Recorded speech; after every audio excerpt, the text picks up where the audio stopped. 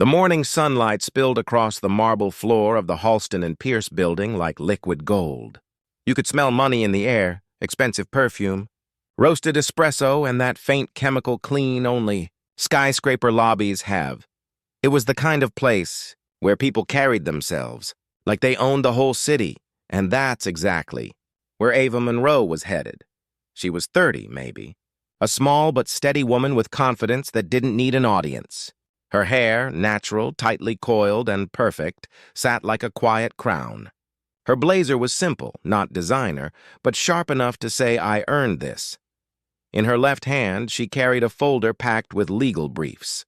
In her right, her access badge for the East Side Legal Aid Clinic, a non-profit that helped folks keep their homes, their benefits, their dignity. She'd been invited to a tenants' advisory meeting upstairs, 10th floor, conference room 10B, the kind of meeting where suits talk about upgrades and efficiency, but rarely about the people who get priced out when the rent hikes hit.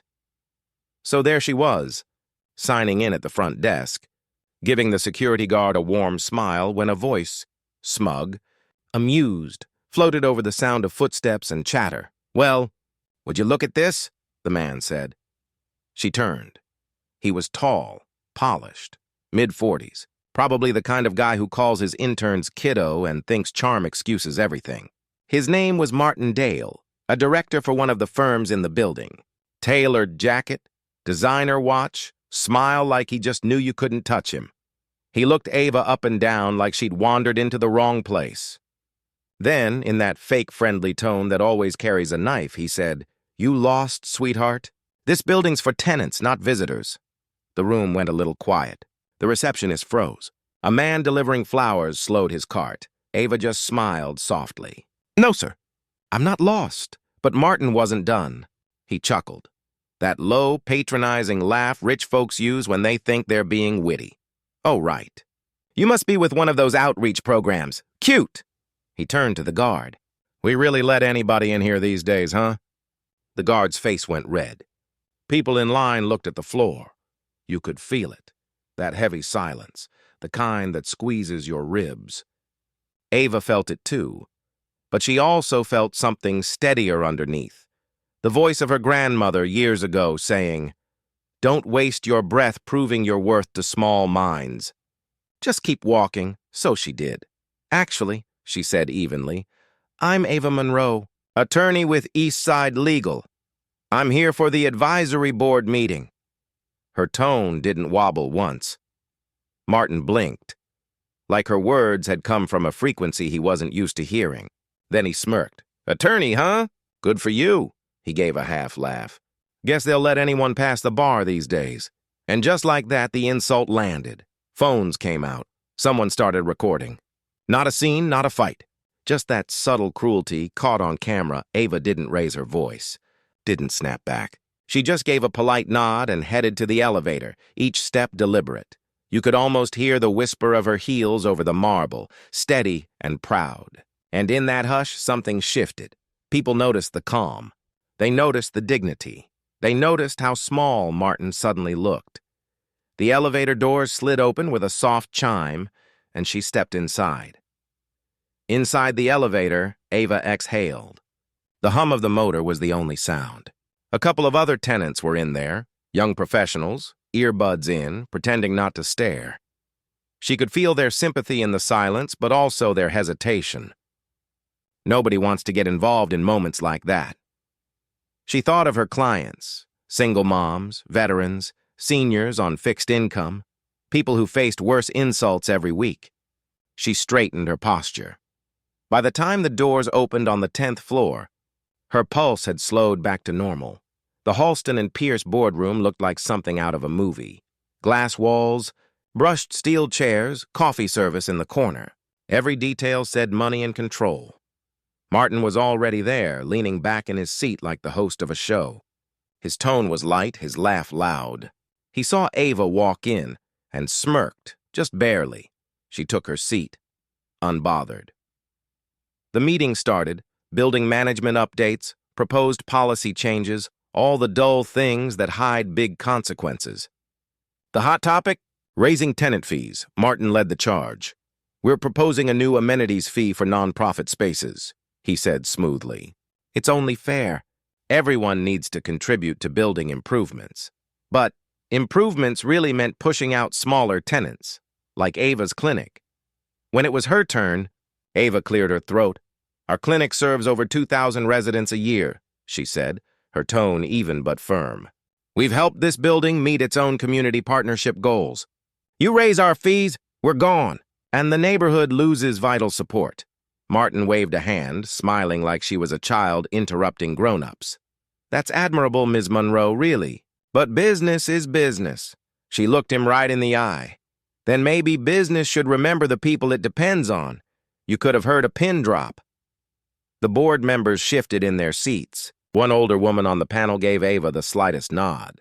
The tide was turning, not loudly, but slowly. Outside that room, the lobby video had already made its way onto social media. By lunch, the clip was circulating. Man mocks black attorney. Gets schooled in silence. Thousands of views. Hundreds of comments. She handled that with class. This is what grace under pressure looks like. She didn't have to yell. Her presence said it all. Back in the boardroom, Ava didn't know about the viral clip yet. She was just doing her job, but the energy had shifted. People listened when she spoke now. After the meeting, a young analyst, maybe mid-20s, nervous smile, approached her. Hey, she said softly, I saw what happened downstairs. For what it's worth, that guy's out of line. You handled it like a pro. Ava smiled. Thanks. Just doing what my grandma taught me. Don't let him shake your peace. She headed back to her office, tired but grounded. She didn't win the vote, not yet.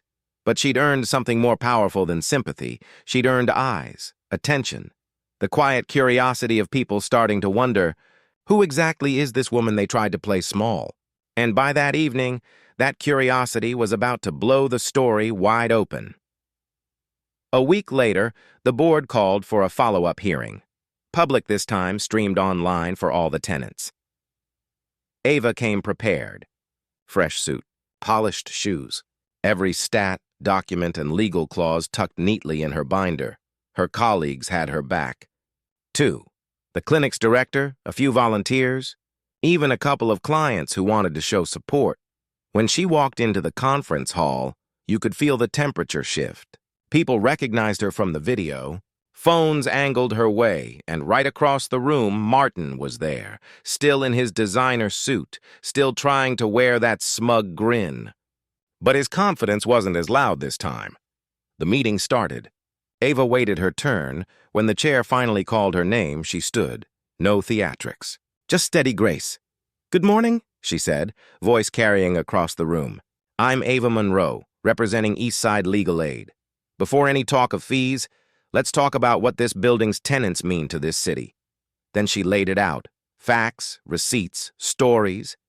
How the clinic had prevented 300 evictions last year. How they'd helped veterans secure benefits worth over $2 million in total. How their services indirectly improved the building's own reputation in city grant reports. She spoke like someone who wasn't just defending a lease. She was defending justice. And as she spoke, the comments in the live stream chat rolled in. This woman's a powerhouse. That's the same lady from the lobby video. She's making him look real small right now. Martin tried to interrupt. All due respect. Ms. Monroe, these statistics don't account for overhead, but the moderator cut him off. Mr. Dale. Let her finish. For once, he shut up. Then came the moment nobody expected. One of the other board members, an older gentleman in a gray suit, opened his laptop and said, Ms. Monroe, are you aware that your clinic's work was actually cited in our company's own diversity report last quarter? Ava blinked. No, sir, I wasn't. Well, it's right here, he said, turning the screen toward the room. According to this report, your organization helps fulfill our public partnership requirements. Martin's face went pale. The irony hit everyone like thunder. The same man who mocked her for not belonging had been using her clinic's impact to boost his company's image. The live stream chat blew up. Laughter, disbelief, applause emojis, and the internet's way of clapping back, and then, as if the universe had better, timing than any writer could plan. Someone leaked an internal email. The message showed that Martin had personally pushed to raise tenant fees, even after knowing it would kick out smaller community groups. The headline practically wrote itself. Corporate director targets nonprofits, gets schooled by the woman he mocked. You could see the realization sink in across his face. His jaw flexed, his smirk disappeared, and the room filled with that heavy, awkward silence of accountability catching up. The board chair cleared his throat. We'll be reviewing this matter further. Ms. Monroe, thank you for your professionalism. Ava nodded. Thank you for listening. As she packed her binder, you could feel the tide of the entire room turning toward her. Respect, admiration, and that unspoken acknowledgement. She handled this better than most could have. Outside the building, reporters waited. A few microphones. One camera. Ms. Monroe, any comment on what happened today? She smiled faintly. Justice isn't always loud. Sometimes it's just consistent, and with that she walked off. No mic drop, no drama, just quiet power. They mocked her in public. But she didn't clap back with anger. She answered with proof. And when the truth finally showed up, it opened doors she didn't even have to knock on. They say karma doesn't keep receipts, but sometimes it shows up with a file folder. A few days after the hearing, Halston and Pierce issued a short, polished statement. We're pausing all tenant fee adjustments pending review of community impact. Corporate speak for we messed up and the internet's watching. By then, the clip of Martin's outburst had blown up. Not viral in a teen trend way, but viral among grown folks. Church groups, city workers, even folks on LinkedIn were sharing it with captions like, "Stay calm, stay classy," and "Grace under fire." Talk radio hosts picked it up. One caller said, "That young lady didn't just win the argument, she won the room." Meanwhile, inside the company, things got uncomfortable. HR launched what they called a culture assessment. Martin's name was suddenly popping up in emails with phrases like pattern of conduct. Old stories surfaced, snide comments, exclusion at networking events, jokes that never landed right. And when that internal review wrapped, let's just say the man who once strutted through the lobby now took the service elevator. Ava never gloated. Not once. She kept doing what she always did, showing up early, helping clients fight evictions, prepping court filings. But one afternoon, she opened her inbox and found an email from a name she didn't recognize, Board of Community Relations. They were inviting her to speak at a city forum on fair housing policy. The irony wasn't lost on her. The same calm that made some people doubt her had now made others want her voice behind a microphone. Still, the attention brought pressure. Reporters called. Strangers wrote long letters about how her story inspired them. One message read, "You reminded me I don't have to raise my voice to raise my value. But fame, even the good kind, can get heavy." Ava's team was swamped. Donations poured in, clients doubled, and the clinic's tiny waiting room looked like a bus stop during rush hour. She worked 12-hour days and spent her nights writing grant proposals with cold coffee by her side. Then, one Friday evening, her phone buzzed. A text from an unknown number. "Careful who you trust. Check your email." Confused, she opened her inbox again. There it was, a screenshot from a private chat. Martin's chat. In it, he was joking about the pity parade and calling her a PR stunt with nice hair. It hit hard. Not because it surprised her, but because it confirmed something every black professional knows too well. Some folks don't change, even when they've been humbled in public. Ava sat there staring at the screen. She could have hit forward and sent it straight to the press. One click and his career would have been over by sunrise. But she didn't. Instead, she took a deep breath, drafted a short message to the company's ethics board, attached the screenshot and wrote, "Submitting this for review." No further comment. Then she closed her laptop. Sometimes dignity means walking away before the explosion, letting truth do the talking for you. A week later, the news broke anyway. Not from her. From an internal leak. Corporate director placed on leave, following investigation into conduct. Martin vanished from the building directory. His glass office got a new nameplate within days. People whispered, but Ava kept her focus. Injustice had been answered, not by revenge, but by process. The same building that once watched her be mocked was now featuring her clinic's success in its newsletter. Partner Spotlight, East Side Legal Aid. Funny how things come full circle. One morning, Ava walked past the front desk where it had all started. The same security guard smiled wide and said, "Ms. Monroe! Heard you're the reason we're keeping this clinic around." She laughed. "Oh, I'm just doing my job." But the guard shook his head. "Nah, you're doing the job." And in that simple exchange, no cameras, no applause, was the real victory. 3 months later, the city hosted an awards banquet honoring community voices of justice. Ava didn't plan on going. She didn't do her work for trophies.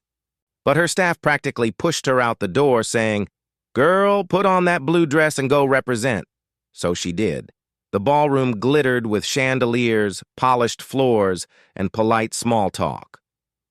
Ava felt a little out of place until the mayor called her name. For her courage, professionalism, and unwavering service to the people of Eastside, Ms. Ava Monroe. She walked up, heartbeat steady, smile humble. The applause was warm, real, not performative. She took the microphone and paused, letting the sound die down. "I'll keep this short," she said, voice low but clear. "This isn't just about me. It's about anyone who's ever been told they don't belong. About staying calm when the world dares you to lose your cool. My grandma used to say, don't argue with folks who need to misunderstand you. Just let your work introduce you." That advice saved me. She looked around the room, executives, city workers, janitors, students, all listening.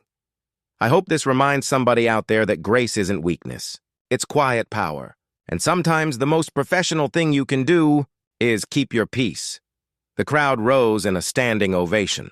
Later, a young woman approached her, early 20s, nervous smile. "Ms. Monroe, I was the one who filmed that video in the lobby. I posted it because I felt uncomfortable. I didn't know it'd go viral." Ava smiled, gently resting a hand on her shoulder. "Don't apologize. You helped the truth be seen." The girl's eyes welled up. "You made me want to study law." Ava chuckled softly. "Good. Then you'll learn the same thing I did. You don't have to shout to stand tall." Later that night, back home, Ava sat on her porch with a mug of chamomile tea. The city hummed in the distance. She thought about how fast things can flip, from humiliation to respect, from silence to spotlight. And she whispered to herself, "Told me I didn't belong, huh? Guess the doors didn't get the memo." She smiled, leaned back, and let the peace settle in. If you've ever been underestimated, this story's yours too. Because dignity isn't about who yells the loudest. It's about who keeps showing up when no one's clapping. So next time somebody tries to put you in a box you don't fit in, remember Ava Monroe. Remember that calm can be power, and proof speaks louder than pride. If you believe that, share this story, and drop a comment telling us where you're listening from. Because somewhere out there, somebody needs this reminder tonight.